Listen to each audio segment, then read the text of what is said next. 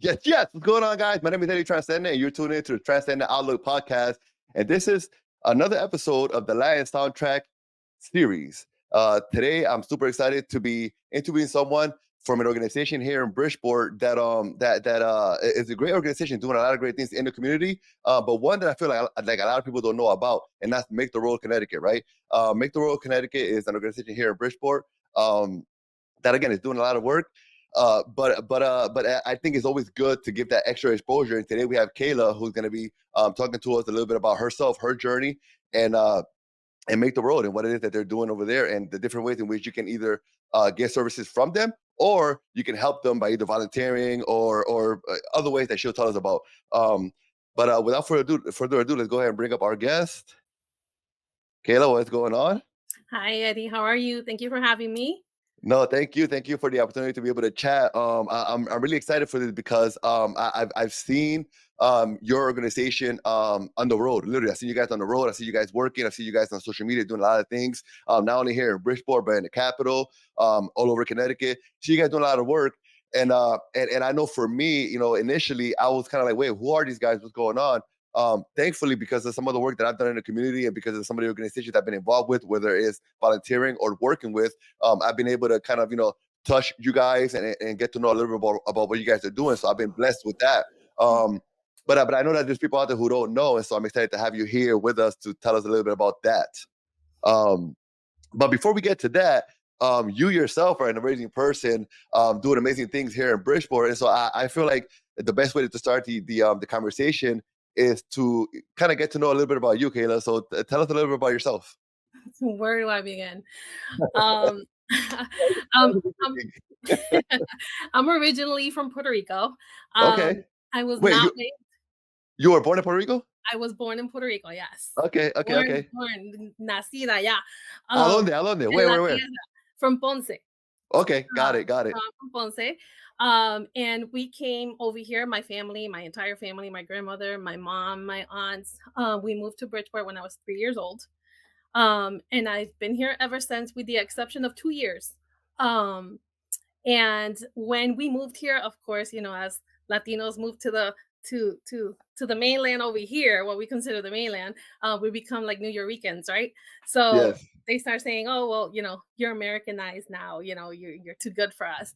But when we came here, nobody knew English, right? So way back when, I'm not gonna tell you how old I am, but way back when, there really wasn't bilingual services. So I learned English through like Sesame Street and like TV shows and music. So I could probably sing a lot of those old like 50s and 60s music that my mom used to play, because that's how we learned English. So yes. when I started school, it was straight English. No había ni un hispano en la escuela. Really? Yep, no, all of my teachers were not Latinas. I had zero. Um, so I don't remember how I learned anything. I just remember just moving from school to school, because just like a lot of people like right now, when the rent went up, my mom moved, right? Yes. So I'm I can't say I'm from one area in Bridgeport. I say I'm from all of Bridgeport because Okay, I went to 5 different elementary schools in got 5 it. different areas of town. So it was kind of hard to maintain friends because I was Yes, in one school for 3 years and another school for 2 years and another school for a year. So it's just like, so now I know people in like all corners of the city. Like I know the city like the back of my hand, right? um but as I was growing up, just like your typical Latino family, that every weekend we went to Titi's house and we went to the other Titi's house and all the cousins are together. That was something that I always cherished and I still cherish to this moment, because we're all grown adults, kids, married, and everybody's yes, separate, right? yes, But back then it was kind of hard for me to get like help at school, tutoring, the whole nine, because nobody knew English. yes, So I was kind of like on my own, and me and my cousin were like 8 months apart. We were the only two. There was nobody else for a long time. And so it was just me and him. And it was kind of hard to like, I could have asked him. He was younger than me. So it was just like, I kind of struggled throughout yes, my school years. And then things took a little turn. And it's taken me a long time to be able to tell my story without like Yes.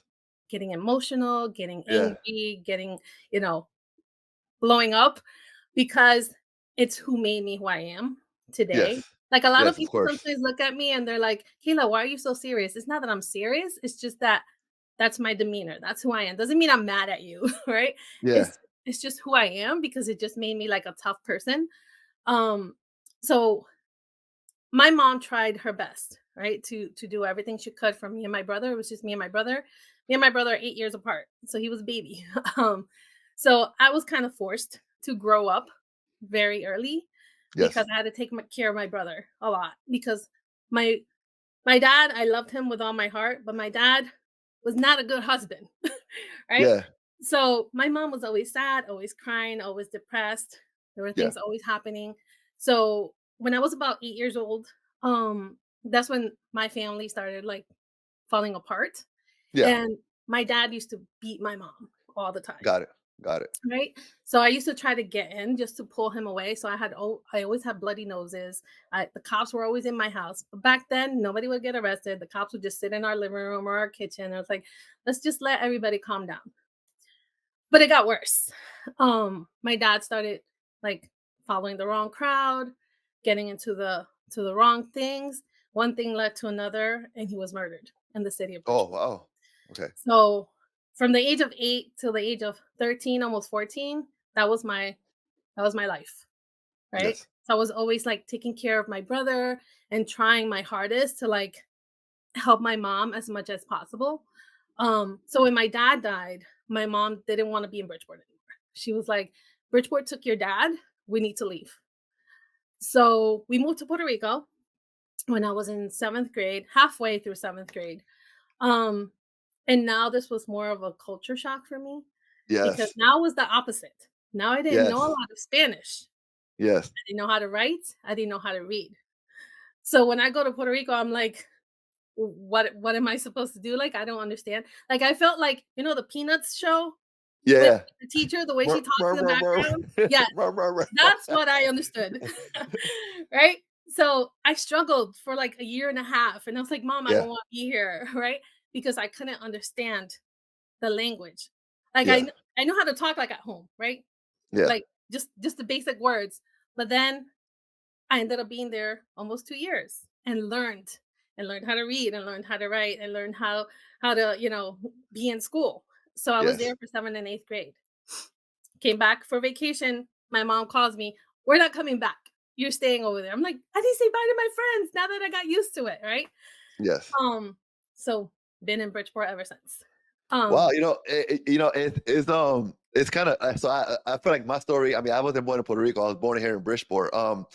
But a lot of it, I can relate to a lot of what you're talking about. Some things that I'll say now, some things that I probably don't want to talk about. But I can relate to a lot of that, right? Because but I feel like it was kind of the other way around, where everything was Spanish at home, everything was English, kind of like in the street, right? Um, and so when I started school here, I was actually all Spanish until fourth grade. Like at the time, at that point, they had Spanish. We did Spanish up to fourth grade, and in fourth grade, it was like a shock of like, all right, now it's English. Like there's no more Spanish, right? And so I was able to hold on to my Spanish because of music, right? So like I listen to a lot of music. Yo soy salsero, me encanta la salsa, el merengue, la bachata. I love all that, right? And so because of that, I was able to kind of hold on to my Spanish. But then we moved around a lot, and so I wasn't able to have like mhm, I talk about that all the time. I don't have like that childhood like friend from first grade, or I don't have mhm, any of that, right? We moved around. And then around I think fourth grade or fifth grade, we moved to Puerto Rico, like for like 2 years, all of a sudden. And it was like, oh my God, what's going on here? Um, and then we come back, and then now I have to get used to all over. So I definitely can agree with. I can definitely sympathize with everything you're saying, and like I say that we have a lot of that in common. And before we move forward, a lot of people in the comments are kind of saying, hey, we should do this in Spanish, and I think it's a good idea. This particular interview will be in English, but Kayla, si tú quieres, en el futuro podemos hacer algo en español para que así la, claro. la, la persona que solamente habla en español pueden entender mucho mejor. Para mí se me va a hacer difícil hacer una Mhm, entrevista hablando inglés y español también, porque la persona que está escuchando se le va a hacer difícil a ellos también, ¿entiendes? Mm, Entonces para todos los que están mirando ahora por Facebook, por Instagram, que quizás dicen, coño, yo no hablo inglés, me gustaría una entrevista con Keyla hablando español para poder entender más sobre el programa. Le prometo que si Keyla, si quiere, si le gustaría, ujú, me gustaría hacerle una entrevista en español para que así ujú, podemos, ¿cómo se dice? Darle la misma información, pero en un lenguaje que ellos puedan entender más fácil. ujú. Yo puedo hacer eso. Okay, okay. I can't do the dual. I get stuck. Yeah, yeah, and that's what I want. I don't want to have to like drag it up by doing the both languages. So again, I know Maria and everybody who's on at that are hoping for Spanish. We can do that. We could do Mhm. maybe a second part in Spanish. Yes. All right. So then you come back to Bridgeport, and so you're. So at what age do you come back to Bridgeport? I was 14 going on 15. I was gonna be entering my freshman year in high school. Got it. And let me ask you this: Do you know, or have you ever asked, or why did your parents come to Bridgeport? Like when they first moved here, why was it Bridgeport? What, or was it New York then Bridgeport? It was always Bridgeport. So Okay, my grandmother's family lived here. One of my great uncles had a house here and they couldn't find work in Puerto Rico and things weren't going so great in Puerto Rico. So my grandparents moved the entire family. Which included me because I was the first grandkid. So I okay, was more like the youngest kid because my aunts were really young. They were like in okay, the early teens when I was born. So I'm more like their sister than okay. I'm more like their sister than their niece. So that's the type of relationship that we always had. Okay. I always ask that just because it was always for me. I always wondered like why did my parents come here? I know for us a lot of it was work, right? There was a lot of work here at the time, right?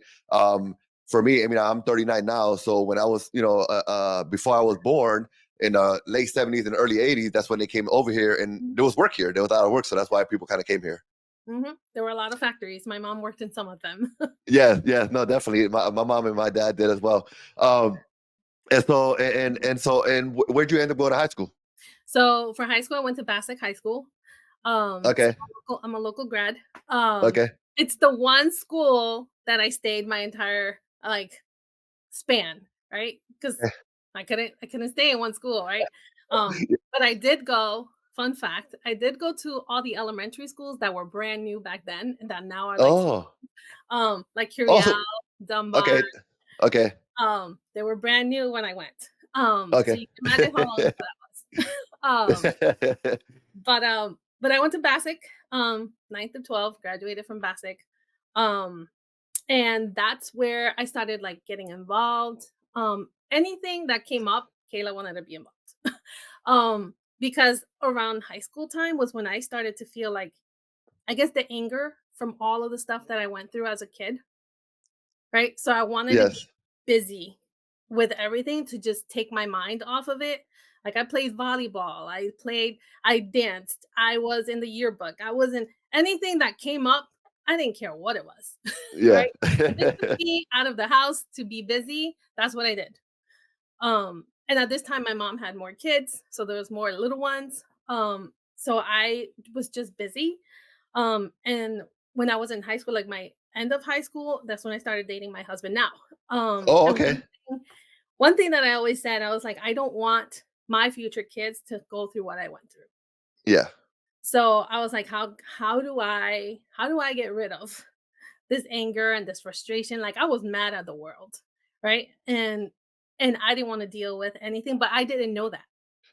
Like sometimes people go through certain situations and they're like angry and they're upset and they have no idea why they're Yeah. upset. And it usually stems from something that happened to you that was traumatic. Like getting a knock on the door at 3 a.m. to tell me that my father passed away was Oh, not, you know, uh, uh, uh, an experience I wish on anybody, right? yeah. Because that was like, like I was shaken to the core, right? Like I was daddy's little girl, his only daughter, Yeah. right? So so that was a traumatic event for me to get over. And it Yeah. took me a long time. Like my dad passed away over 30 years ago. And it's still something that I like I still carry it, I still Yeah. carry, like, that burden and that pain, but it doesn't some people think, like, I'm being harsh, but I'm like, it doesn't hurt me like it did before. Like, Yes. it happened, that's what God wanted that to happen, it happened, right?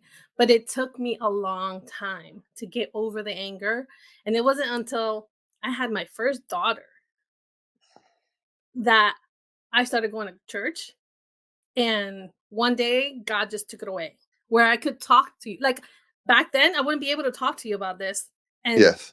stay seated where I am. Like, I would be crying hysterically and, like, angry and, like, I wanna punch something, right? But Yes. I've been able to now talk about it and, like, v stress, like, how hard it was for me, right? Because I went as far as going to the police department to ask for the records because I wanted to find out who did it. Yeah. Right? And it was like, "I wanna know, just don't give me pictures, I just want the report." And they Yeah. had to go into the vault to get it. I went to the Okay. library to get newspaper articles, and one thing my husband asked me, that was when I was already married, he asked me, he goes, "Once you get that information, what are you gonna do with it?" Yeah. Yeah. So, I was like, "I don't know," like, because by the time I got that information, the person that killed my father was almost ready to get out, right, Oh. of jail, Okay. and I was like, do I want to? They asked me, they're like, "You could go to court and tell them you don't want this person to get out."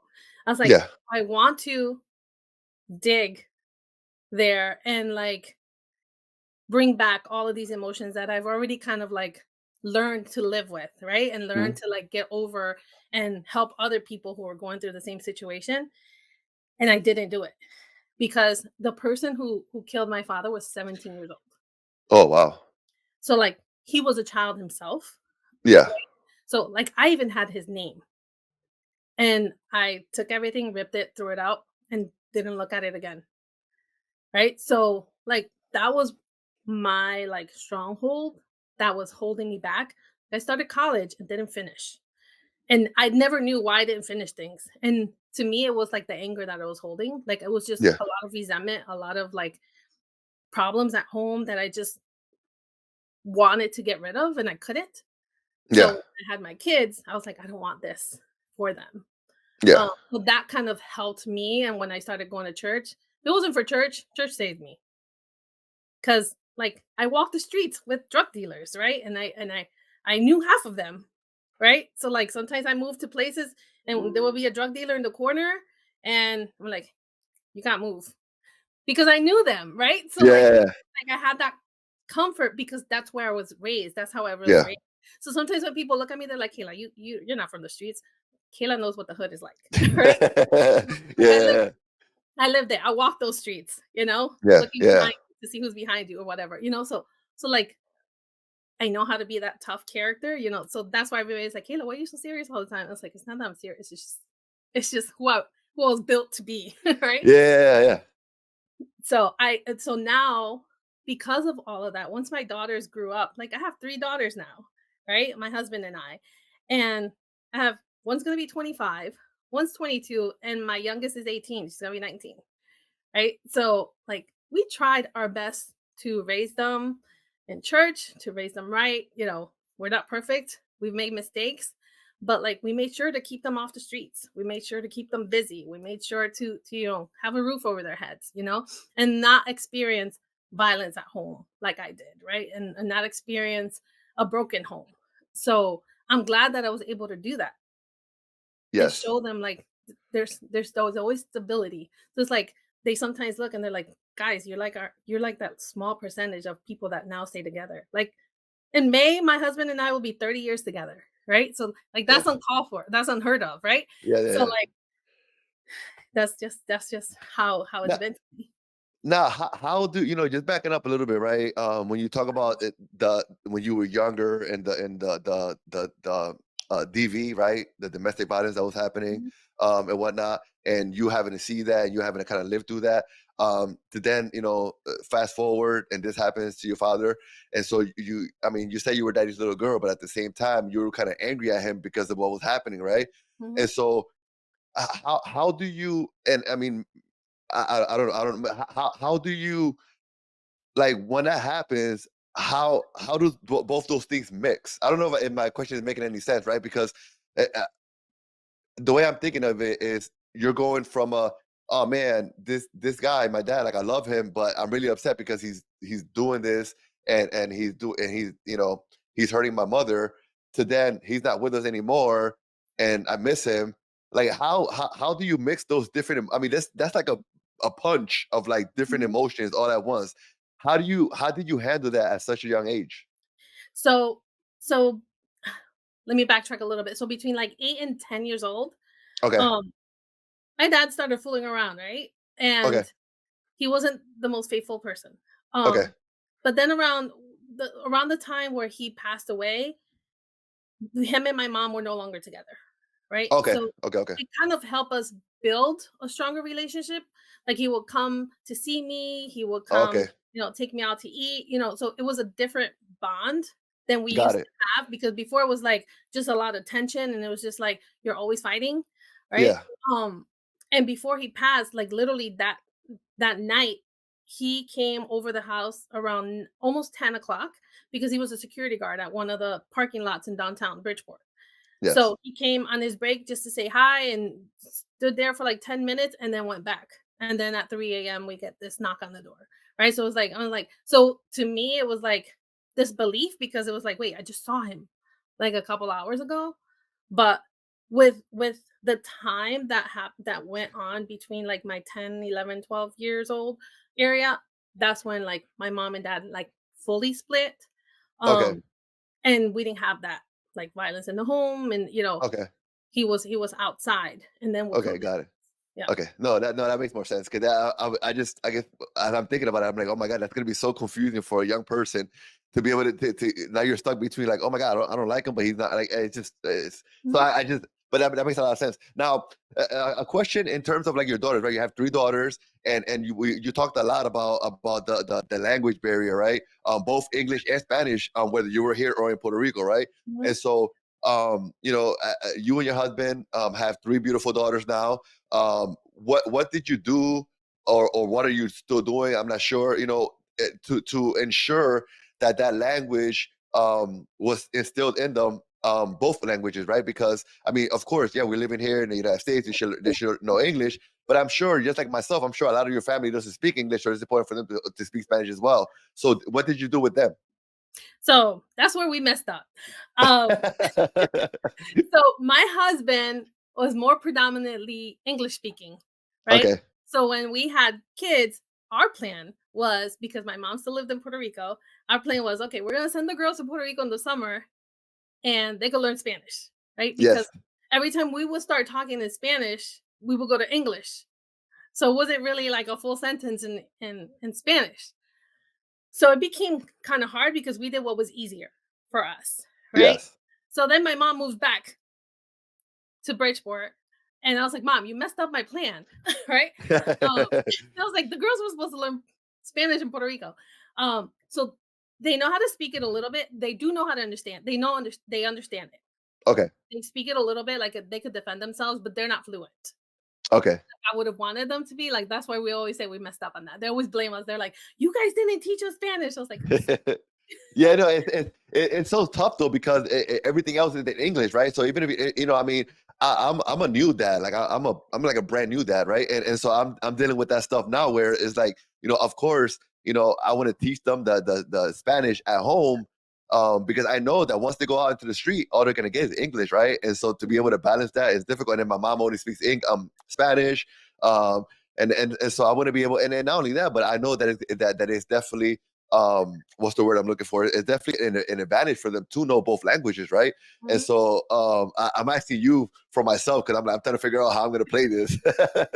you have time. You have time." I'm trying to backtrack now, and they're all No. adults.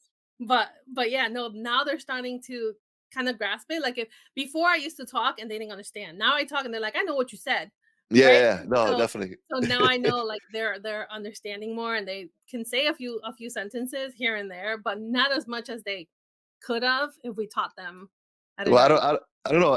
Estrellita del Cielo says it's never too late. No, I don't it's know. not. No, It it's might not. be too late. It might be too late for Kayla. No, it's not. My daughter's learning. My daughter's learning. I promise you. She's away at college now, and one of her roommates is very fluent in Spanish. So now Okay. they hold conversations in Spanish when she never did. So I was like, oh, thank Okay. God for that. So now she's learning. Now she's learning. That's good. Now, and forgive me if I keep going back to your story, only because No, there was you're so much there that I'm like my one side of my brain is talking to you, the other brain is like, oh my God, what about that thing she said? And so obviously, the DV, and I'm saying DV because fine. I once we put this on YouTube, I don't want to have any issues there. But with the DV that was happening at your home, and you said, you said something about, like, the cops will come and they would just kind of sit with us in the sala and kind of just be like, all right, like, calm down, like, everything's gonna be okay, right? um and so talk to us a little bit about, did you know, or I mean, obviously you were young, right? But did you know, or was there any help for DV victims at the time? Was your mother even looking for help? Can you talk to me a little bit about that? I can't tell you that there was services. I thinking back and looking back, I don't think there was. Yeah. Um, because there was a movie way back when that they gave about um somebody who went through um like violence in the home, and the husband ended up like stabbing her a whole bunch of times, and then that's when they created that law. Yeah. um but that was after, right? So when I was young, they didn't I don't think they had anything, because now I know, like, if the cops come to the house, somebody's getting arrested, Yeah. right? I think I want to say the cops were in my house every week. And So nobody they got knew arrested. me by name already, right? Yeah. Yeah. So it was like they already knew me by name. They were like, "Oh, come." Like, I would sit in the kitchen with them or in the living room. They're like, "We're just letting them cool down, and then we'll leave when they cool." Like, they would stay there until things were cooled down. Yeah. Nothing was done. And Yeah. I if I go back, there's probably like a huge log of all the calls that were made Yeah. to Yeah. 911, and it wasn't us. It was always the neighbors that called. Yeah. Well, and then the tough part is that, your dad or anybody else who's the aggressor in these situations, if they know that, like, if you know, like, hey, the cops are gonna come, but they're gonna just hang out and leave, then you don't really care, right? Because nothing's, there's no real consequence to what you're doing, right? And so that's definitely, it throws a wrench in the whole idea of calling the cops if nothing's gonna happen, right? Mhm. Um, Definitely difficult. Now, okay, so now we can fast forward to high school and whatnot. And so I know you did mention a little bit about, you were having difficulty in terms of, like, finishing things, right? You will start things, but you weren't finishing them. When you were in high school, did you have an idea of what you wanted to do? Like, when you grow up, like, hey, when I grow up, I want to do this. Did you have an idea? I had a million ideas. I had like dreams that made no sense. Like, I said I wanted to work in a company that was huge, like those Fortune 500 companies. I said I wanted to be a teacher, a principal, an administrator, you know, I went down the whole list. And then when I went to college, I took computer science. I had no idea what the heck I was doing. Right? I was like, why did I even pick this as a major? And I was only there a year because I couldn't afford it. Okay. So, but just went back to school, and I'm almost done. So it's never too late to go back to school. So Uh, wait, so what ended up happening in terms of a career, after college, or did you just go to taking care of your daughters? I didn't have daughters yet. Oh, Um, okay. after I did 1 year of college, didn't do good because I was not going to class because I hated computer science, um, and did not understand anything. So I just started working. And I Okay. worked a lot in retail, and then I worked in a company that did like media ratings Okay. for like 11 years, and then just stood in that for a while, and ended up being a nanny one at one point because Okay. our company got outsourced. So we lost our jobs and did nannying for like a year and a half, never again. um and ended up working for another nonprofit organization, where I learned how to advocate Okay. and started working on like social justice issues. This was about 8, 9 years ago, 10 years ago. Wa wa was And it I've been was doing it it ever since. was this a passion you had, within you that you wanted to kind of explore, or did you kind of just fall into this particular nonprofit and it just kind of happened? It just kind of happened, but I think it was something that I had within me that I didn't know I had.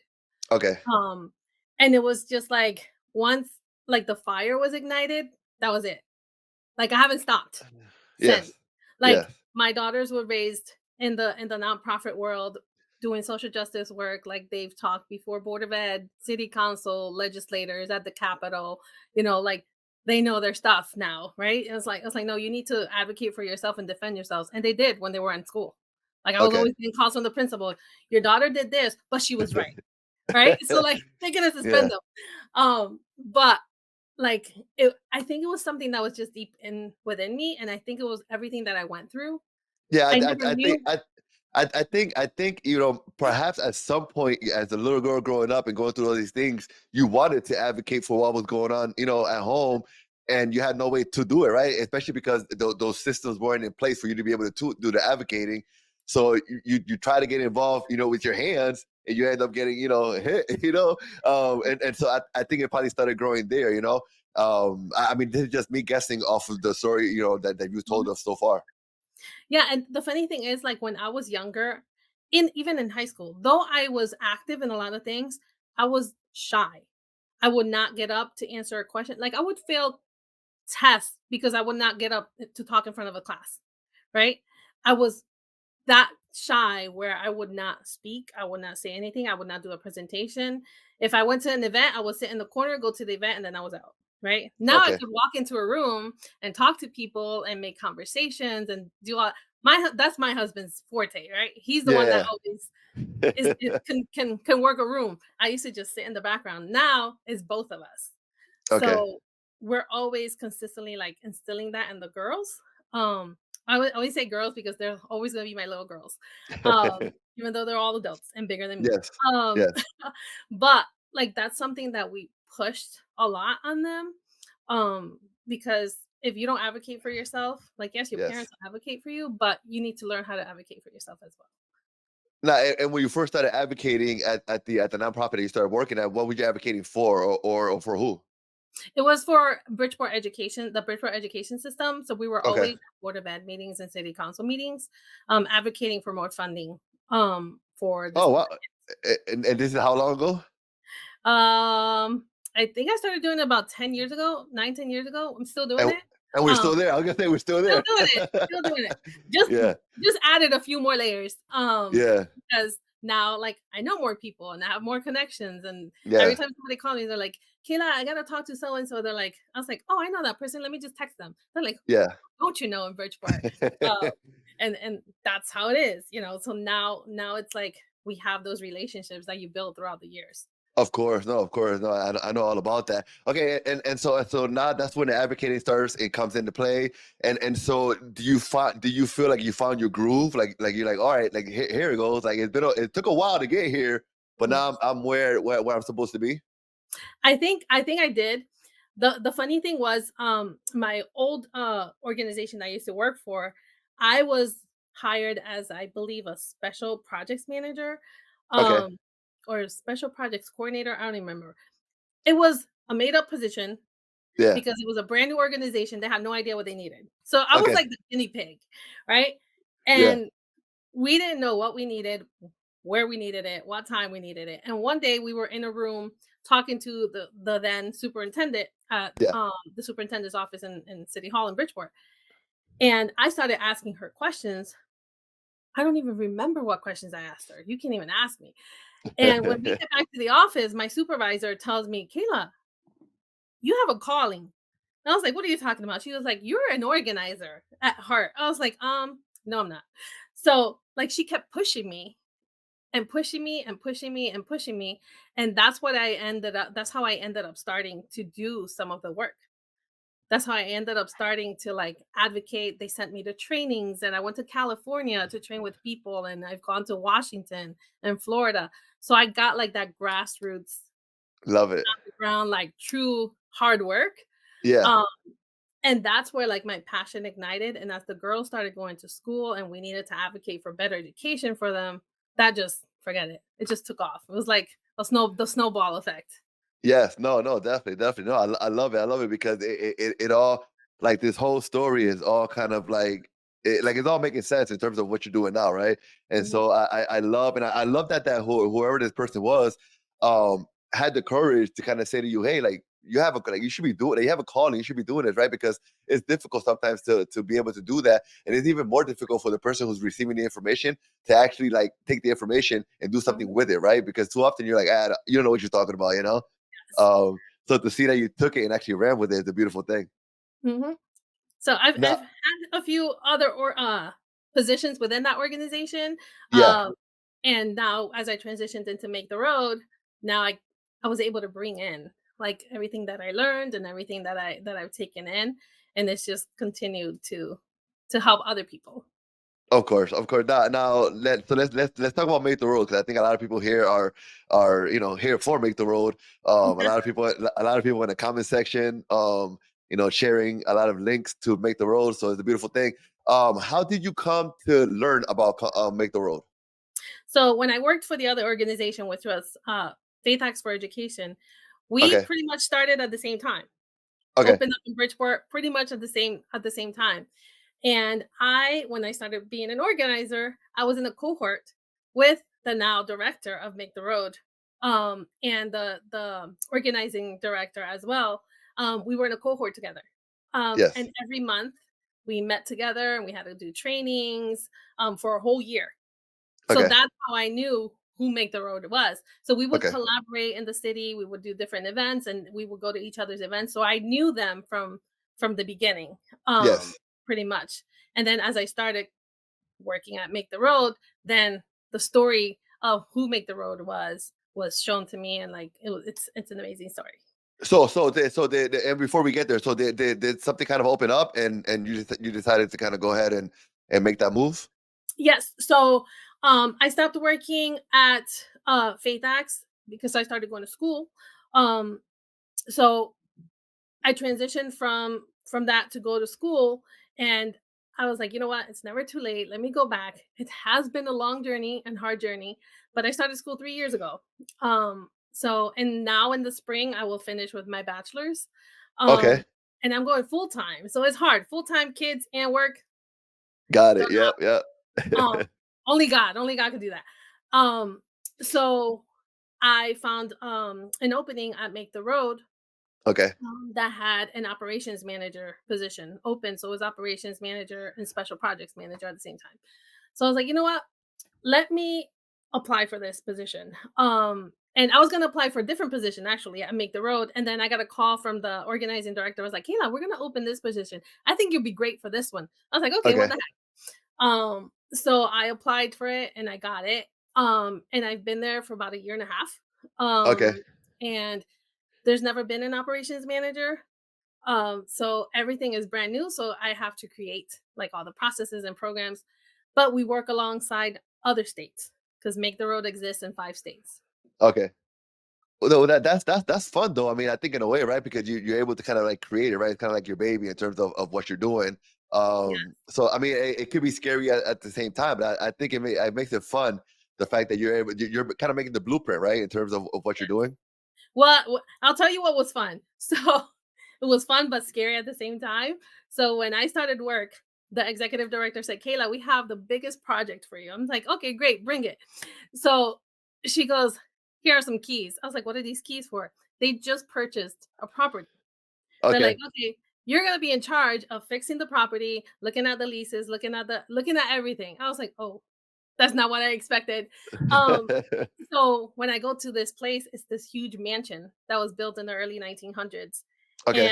and it's like a blank canvas, and I have to figure out what to do. Right? Oh wow. It's Okay. closed.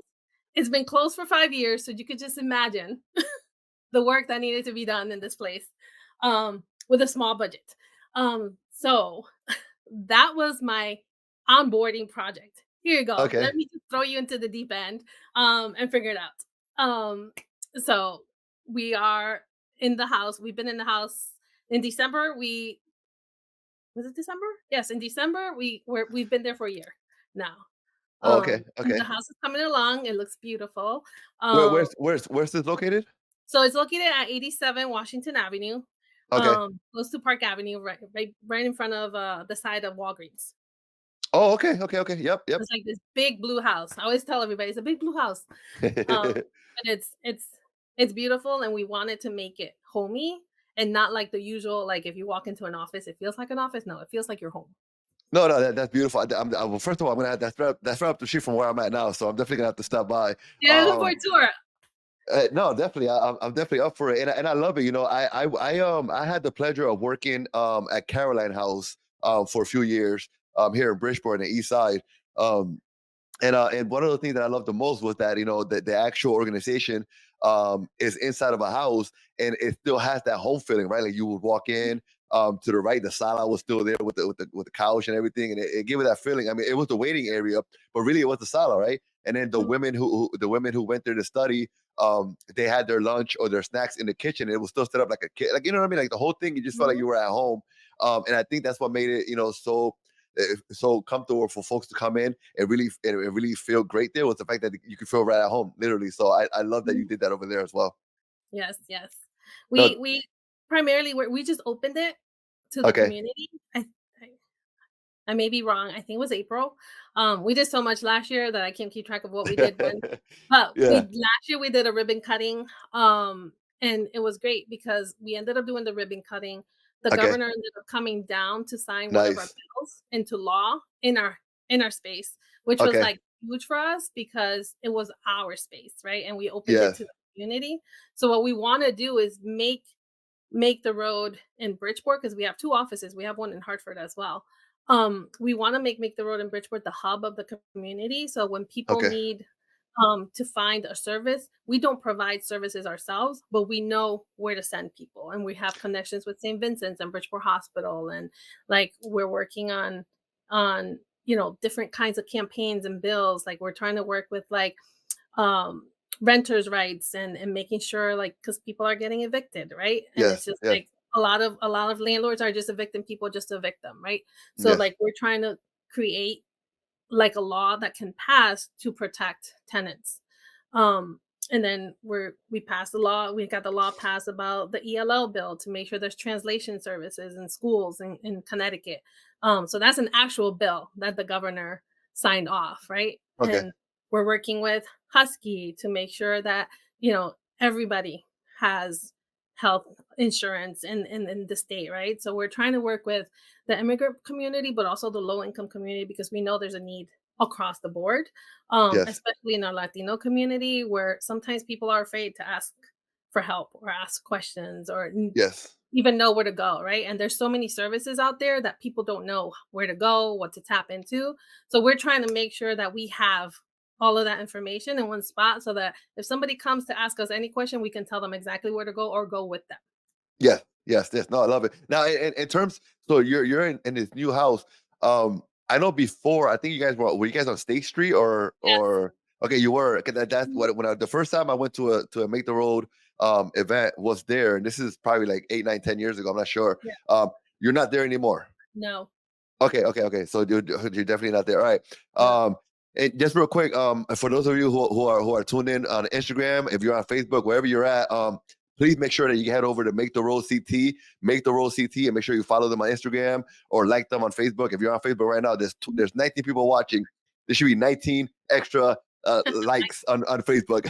I don't want to hear it. I don't want to hear it. Okay. And if you're watching on YouTube, please make sure that you go down to the description of this video, and you'll be able to see the information there in terms of where you can find them on Facebook, Instagram, and everywhere else. Let's make sure that we follow and we support this great organization. Mhm. Um, Kayla, Yes. let's talk about Make the Road. And I know you touched on some of the things that you guys are doing, but let's back up a little bit and talk a little bit about who is Make the Road. Why was Make the Road started, right? What was the mission then, and perhaps what is it now?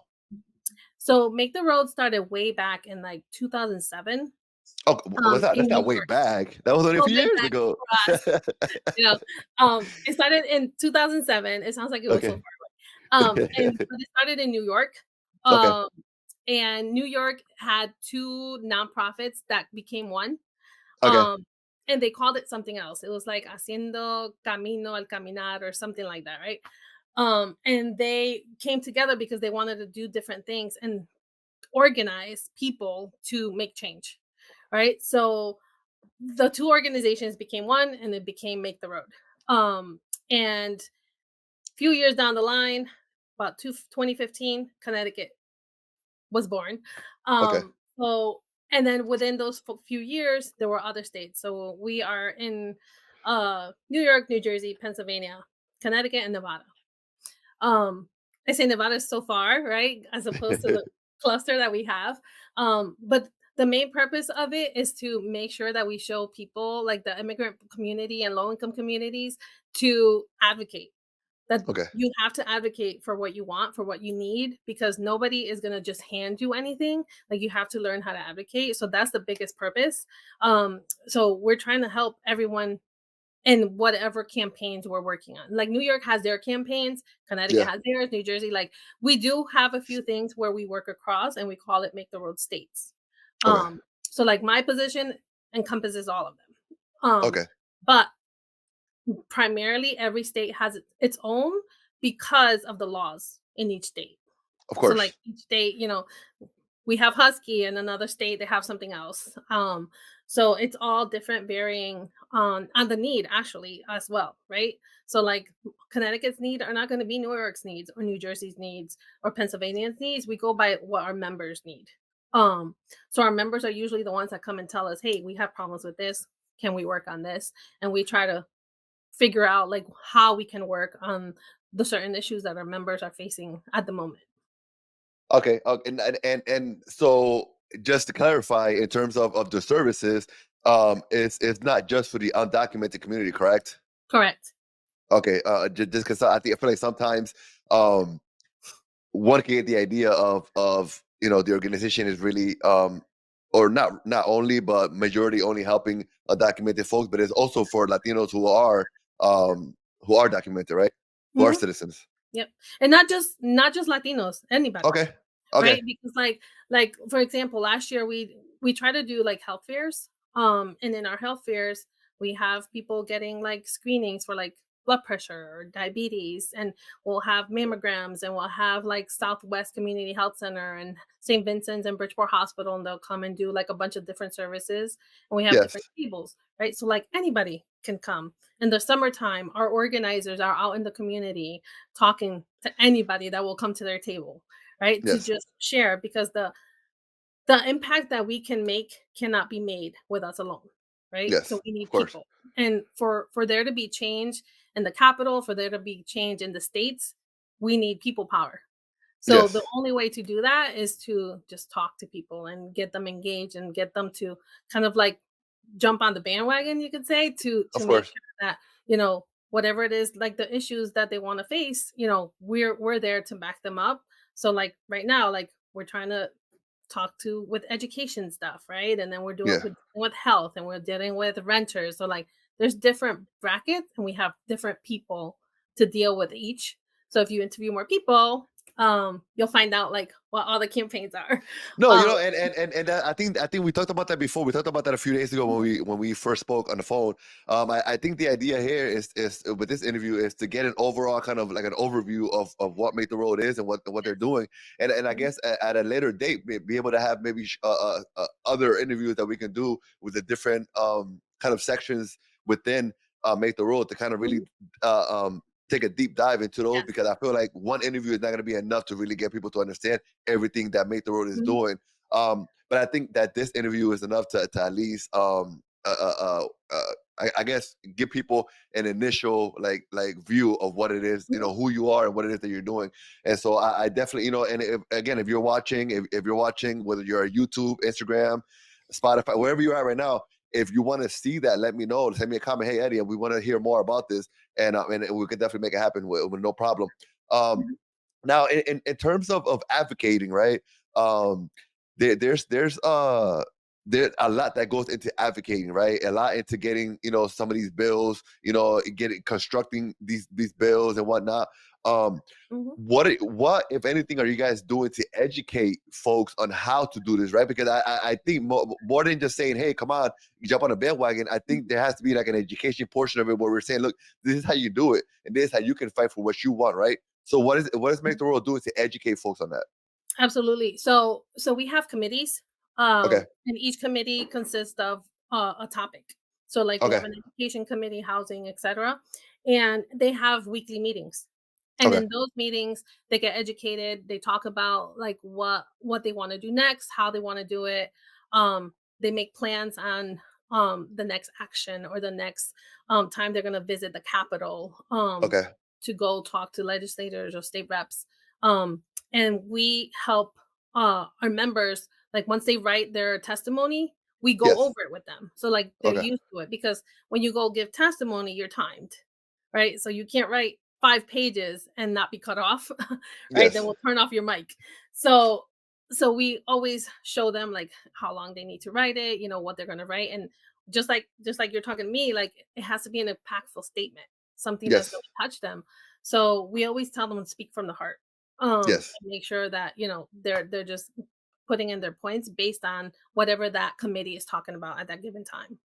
Of course. And in terms of actual services that Make the Road Connecticut offers at their office on Washington Avenue, um, what are some of the services that 'cause I know that, yeah, you mentioned kind of being a hub of like, hey, if you need something, come to us. If we can't help you, we know where to send you, which is amazing. I think that's great. But what are some of the services that you do offer there? So we don't have actual services per se. Okay. Okay. We educate people more, Okay. right? Like for example, I'll give you the youth department. The youth are working right now on kicking off like what their youth group is going to be doing. So they're trying to talk to different teachers and different principals in different schools because what they want to do is have like a place for the youth to come Yes. where they could fill out like their FAFSA forms. They could fill out college applications with a little help. They could get maybe tutoring. They could get like some of our kids don't have papers. So what are the certain things that they need to look for when they're applying to other schools?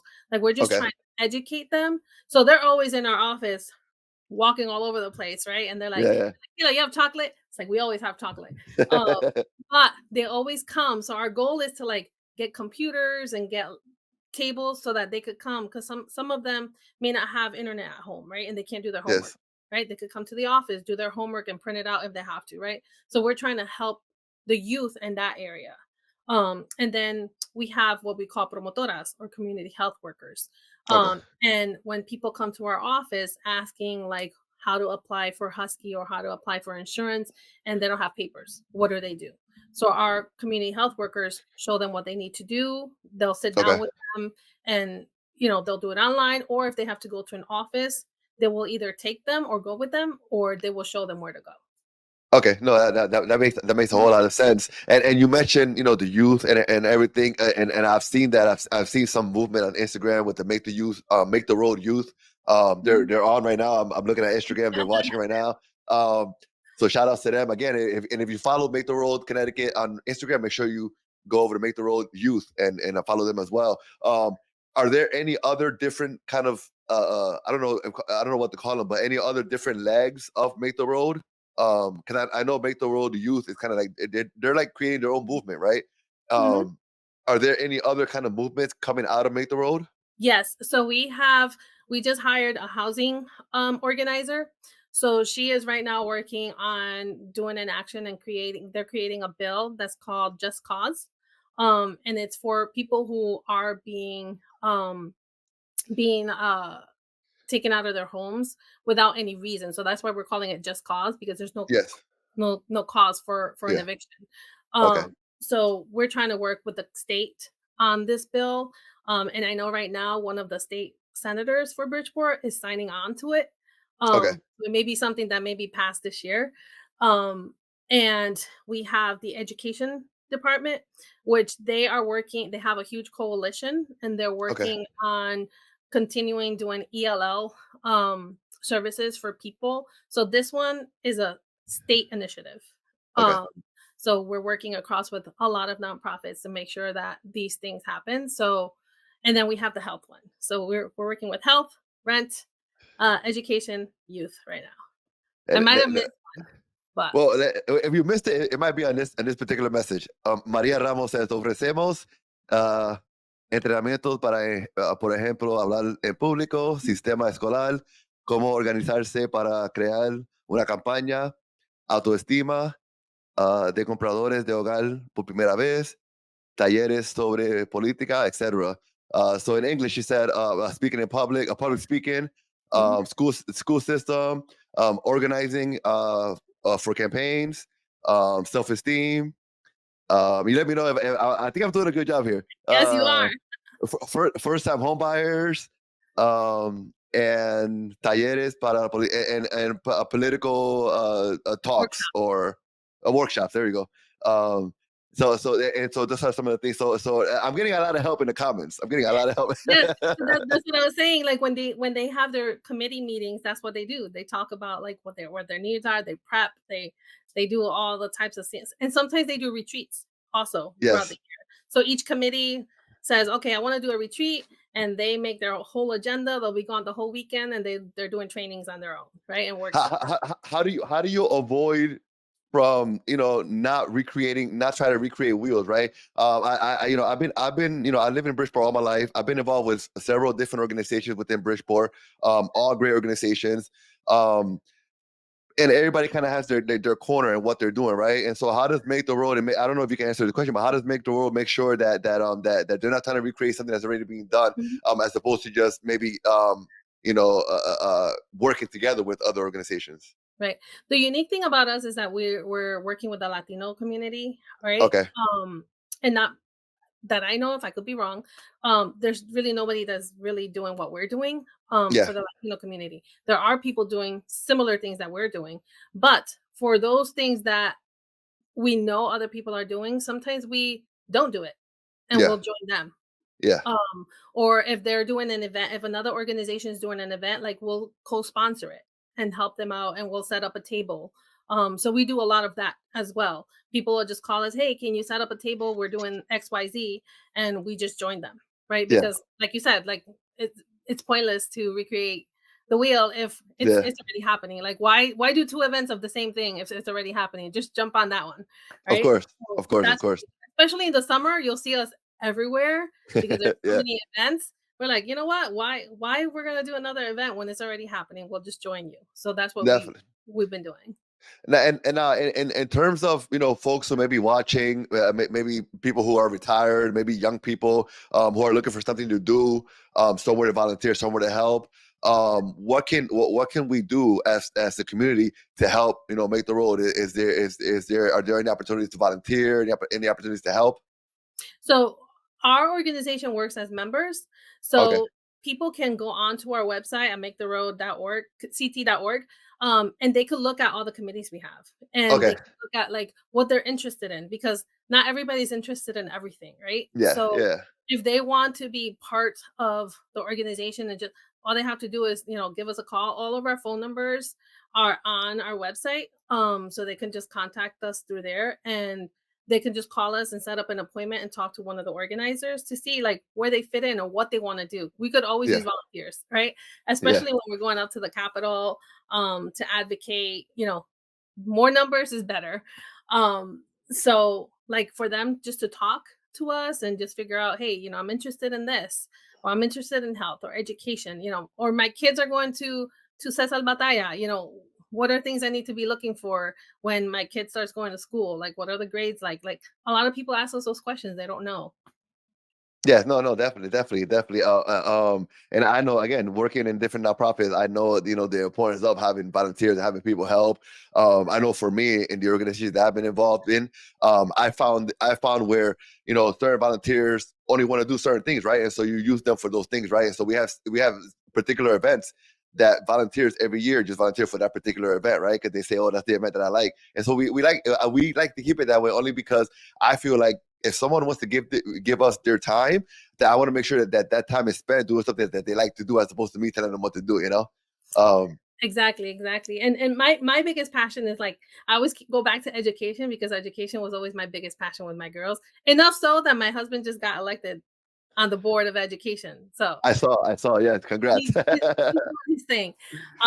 But it's because of the passion we always had Of on course. education for our girls and how much we fought for them to be in the right schools in Bridgeport. And like they were born and raised in Bridgeport and went through Bridgeport public schools, right? So like they Yes. know, what the school system is like. Um, so for me, like of all the committees, education is always going to be like at my heart, because of everything that I've done in the community for education. No, most definitely. And one last question, and I don't know if Mhm. you can answer this or not, but it's something that always comes to my mind, right? When it comes to a lot of these different organizations that do this type of work that you're talking about, the type of work that Make the Road does, it seems to me like they like in terms of the people that are getting involved in working, is a majority women, right? Even with Make the Road events, whenever I see Make the Road at any event that I go to, there's a Make the Road table. There's mainly women behind that table, right? Right now we're talking. I'm looking at the comments, and I see mainly women on the comments. I mean, there's a few. Albert is on here. Albert's always doing his thing. And there's a couple other guys on here, but it's always mainly women out there working, advocating. Um, what could we do as a community leader? What could we do to maybe entice or to I don't know to get more men to get involved in these kind of efforts? I see. I'm stuck on that one. My husband is a huge supporter of mine always. He's always got my back. And it's funny because when I started working, there's a committee called Madres Guerreras or Madres en Yes. Acción. And he's like, "Where's the padres?" Right? So Yeah. so he's like, "I'm still waiting for the Padres en Acción or Padres Guerreros or whatever it may be." So I think it's something we have to think about really hard because Yeah. more and more people are asking that. But I find that that's a loaded question, because I used to be a PTSO president, when my girls were in school, and the Yes. majority of the people that came to the meetings were all women, Yes. right? So it's like I think it's harder because most of the time the men are the ones working, Yeah. and the women are the ones that are like going to the schools and going to the meetings and going. Um, so that's a loaded question, but we are trying to figure that out because we do Well, have yeah. men that come to our meetings, but like you said, primarily women.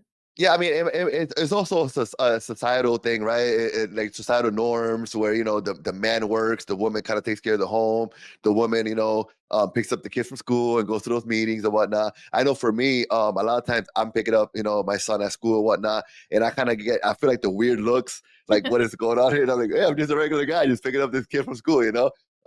So I could definitely see where society may play a part into it where the guy thinks, oh no, that's kind of a woman's thing to do, right? And Mhm, I'm not gonna get there because I'm gonna look kind of like not mhm. man enough for all my guy friends or whatever. And I think that's what we have to change, because Yeah, no, we definitely do.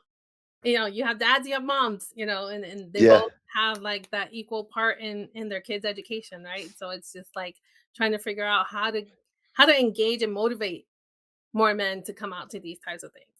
no, no, definitely, definitely. Yes, I wanted to throw that out there. Listen, Kayla, this has been great. This has been a lot of great information from you. A lot of great information in the comments. I mean, a lot of great information in the comments. Some of the information I actually want some of the information. So they share a lot of different links and whatnot. And so I'll take some of that and put it in the when this goes on YouTube. I'll make sure that it's in the description because a lot of great information on there in terms of Mhm. where people can contact if they want to volunteer, if they want to help, if they want to get involved with a specific committee or whatnot. So thanks to them, thanks to everybody in the comments because listen, if it's flooded, people are still coming in. I'm glad, A lot of no, no, it's a beautiful thing, and I love the support that you're getting and that Big the Road is getting because it's definitely well deserved, and it helps to help other people understand more about what you guys are doing mhm. and Make the Road. So thank you so much for all the information to you and to everybody who's in the comments. Um, Thank you, is there thank you. is there anything else that maybe you were thinking you wanted to share or talk about that perhaps we didn't touch on in this interview? The only thing that I was thinking about was returning to school. Okay. Because like I said, I didn't finish, and Yeah. now as an adult with adult children, going back to school full time and going back, and working full time is not easy. But Yes. people always say, you're too old to go back to school. You shouldn't do this. You're never too old, right? To learn Yes. something new. You're never too old to start over again. Um, Life is valuable, right? Do what you can. So I'm trying to like kind of like make up and fulfill one of my dreams to finish school, right? And I want to show my girls that it's never too late. I'm the first one in my family to have a college degree at this age, right? Yeah. So I still want to be that example to my five brothers and sisters, right? So So, it's something that I hold dear and near, as like, especially my mom passed away 2 years ago, almost 2 years ago now in March. So, like, I wanna make sure that she knew I was going to school, right? And she was like, "Oh, I'm so happy you're going to school." So I wanna, like, though she's not here, I still wanna make her proud, right? Of So course, of so course. that's my biggest thing, like, never stop, never stop. It's never too late to go back. It's never too late to discover that purpose, to discover Yes. that fire that's inside of you. Mhm. And it's never too late to impact, right? I think that we're all put on this earth to impact, to give to others, and it's never too late to discover what that thing is that you're going to give. And I'm glad that you were able to discover what it is that you give in terms of helping others advocate for a better life here. So I'm definitely super grateful for that. I want to go before we get out of here. I want to go to this comment because Minerva is talking some crazy stuff. So Minerva goes, Eddie and Albert van a crear un grupo de padres en acción y nosotros la apoyamos. Minerva, Minerva, tranquilízate, que Minerva. yo no dije nada de esto, Minerva. Yo no dije nada de esto. No, no venga a ponerme a mí en lío. I can see Albert, and my husband will jump on the bandwagon too. Definitely, definitely. Oh my God. And Luz says it's never too late. It's definitely never too late, Luz. Um, Beautiful. No, again, thank you so much. I really do appreciate your time. Talk to your colleagues, and let's see how we can do a couple of more interviews to talk about. I really want to dig deep into some of the things that Victor Road is doing. We Yes. kind of just glossed over everything, Mhm. but I really want to dig deep into some of these things. And I would also love to get back on here with you sooner and later, and maybe do something a little shorter, but all Spanish, right? To Yep. kind of get that information out there. So Absolutely. please let me know when you want to do that. I'm super free. Like I'm super available to do it. You just let me know when you want to do it and we can do it, okay? Okay. Yes, it was a Um pleasure. Thank you so much. no, of course. All right, so before we get out of here, I can't let you get out of here without asking you a couple of questions because I want to know more about you, and I'm sure these people watching want to know more about you, right? And so my first question to you is going to be, what's your favorite dish? Ooh, what is my favorite One, dish? one. Don't be trying to no, don't be cheating. Just one. I love arroz con gandules and chuletas. Oh, ooh, I love that one. Chuleta frita Chuleta or frita. Yep. con cebolla No, o no no cebolla? se puede. I hate No. onions. Oh.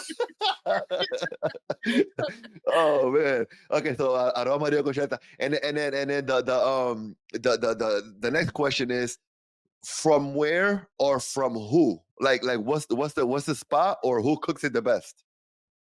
Who cooks what the best? The chuletas? Arroz amarillo con chuleta. I do. Ask anybody. Everybody wants to come to my house to eat my chuletas.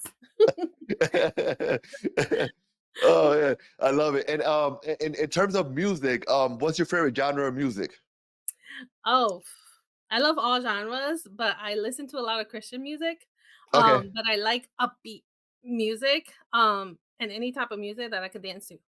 okay, got it. And then what song is on repeat right now? Like what's the song of the moment right now? That was Look at hard. That was the, hard. nothing comes to mind. Lord. No judgment. I'm not weird. No, me or the I have 14 people no watching are not idea. gonna judge you. See, because I have a huge playlist that's on repeat, and it's very Okay. bipolar. It goes from Christian to salsa to merengue to Christian to salsa to merengue, all different kinds. So I can't pick one because my I list is love it. bipolar. All right. Well, I need an answer. You're not giving it to me, so I'll ask you another question. I'm asking another question, and this whatever you answer to this question is going to determine whether or not we sit down for another interview. Okay? Oh gosh. So you say you love salsa. Yo sí, a mí me encanta la salsa. So I need to know your favorite salsero, dead or alive. Mark Anthony. Mark Anthony? I mean, I Yes, love I Mark love Anthony, Mark but Anthony. no, I love him too. But that's your favorite? Yes. Okay, all right. Yes. When I saw him here in Bridgeport, that was it. Oh my God, when he came down for Valentine's Day, that was No, amazing. longer than that. Do you remember High Ally? Oh, I'm a little younger than you are, but I I remember know, but highlight. Yes. still. High Ally used to be where the dog track is. No, no, yeah, I remember. Yep. He came there to sing. I was in Really? high school. Oh, okay. He had the long hair. He had the long hair, and I followed him down the hallway, tapped him on the shoulder, and asked him for an autograph. Did you? Nobody else was there but me. I was like, Lies, lies. I don't believe it. I don't believe it. Do you I have? Do you still have? have it. I still have his You have? signature. You have it? Yes. Oh, I had nothing on me but a dollar bill, and I gave him the dollar bill. He had his get out security of guard turn here. around and sign it. That's crazy. So my favorite salsero, he passed away a couple of years ago, but my favorite salsero is Tito Rojas. I love Um, him. I love that is my oh my god. I when he passed away I think 2 years ago, 2 years ago. literally friends and family were calling me like, yo, are you okay? Like and everything, like 'cause they knew Oh how much I loved them. Yeah. And he came to Bridgeport too in the 90s. And he I saw performed him. at yeah, so I was there. He performed at the festival. I was a little kid at the time. And a quick story, and then we get out of here. And after his performance, he was in the tour bus. There was like a bus there. He was in the bus, and people were handing him things through a window. And he was like signing it and giving it back. I don't know if it was him. There was like a hand coming out and grabbing Mhm. stuff, and then it come back out signed or whatever. And I'm like, oh my god! And I was there with my little brother, and he had a Puerto Rican flag, and I didn't have nothing. So I took his flag and I gave the flag to the guy, and the guy took it, and then the flag came back out, and it had his signature on it, and I was like, oh my god! Like, My oh my, God. I'm so happy. So I was so happy. So I go home and I'm excited. I'm like, mommy, look, I got this autograph, Tito Rojas, whatever, whatever. So then my little brother is like crying because it's his flag, right? And he's like, well, that's my flag. And I'm like, no, mommy. Well, he gave it, whatever. So long story short, I had to give him the flag because it was his flag. Who knows what happened to that flag? I don't have my Oh autograph. no. So I'm mad at you because you have your autograph and I don't have mine. I still have it. Oh. Oh my God. Listen, Kayla, it's been amazing. Thank you so much for this talk. I'm looking Yes. forward to another talk, hopefully soon. Um, Thanks for your time. I'm gonna take you off the screen real quick so I could kind of like get this thing kind of concluded, and then I'll come back and talk to you in a few minutes. Okay? Okay, thanks again. Thank you so much for your time. Guys, thank you so much for tuning in today to this amazing episode of the Last Soundtrack podcast series. It's a beautiful thing. If you're on YouTube, please don't forget to subscribe to this page and like this particular video. If you're on YouTube, I'm sorry, if you're on Facebook, please make sure that you share this. Again, thank you so much for your support. I really do appreciate it. We have a lot of more great interviews coming up. That I'm super excited for, that I'm sure you're going to be excited to watch. In particular, when it comes to Make the Road, we're looking to do a few other interviews to kind of dig deep into the things that they're doing in the community. And I felt like we couldn't do that with just one interview. So we have a few other interviews that are coming up. No dates are secured yet, but as soon as those are, you just keep following me and you'll be able to see those dates. I'm super excited for that. I have something excited coming up on Thursday as well. So again, thank you for your support. I really do appreciate all of your support. If you haven't done so already, and if you didn't hear me the first time, please make sure you subscribe to youtube.com/Eddie_Tranzcendent. Why? Because people ask me all the time, well, Eddie, this is great that you're doing it. How do you get paid? Where does the money come from? Well, if I could build up my YouTube, then and get a lot of subscribers there, then we could move this over to YouTube, and then a lot of views could equal some nice little, coming this way. So guys, again, thank you so much for your support on this channel. I appreciate you, and please don't forget, be transcendent.